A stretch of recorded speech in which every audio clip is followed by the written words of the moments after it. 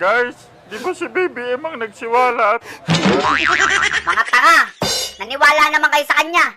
Kunwari nagagalit siya, kunwari siniwalat niya. Pero yung budget, pinirmahan pa rin niya. Ang tatangan nyo talaga. Hindi mapapakawalan yung budget kung hindi niya pinirmahan yung GAA. Alam niyo yung GAA? Ano ba yun? Gago ka. Ulitin mo nga uli, Mel. Lumobo na sa mahigit 17 trilyong piso ang utang ng Pilipinas. Gumagastos pa rin ang gobyerno na parang may pandemya. For your information, Mel, walang ginastos, ha? Ninakaw meron, pero ginastos wala. Sa laki ng inutang, yung Pilipino wala man lang napala. Kasi nga walang project, walang ginawa. Tingnan mo tong mga tangang to.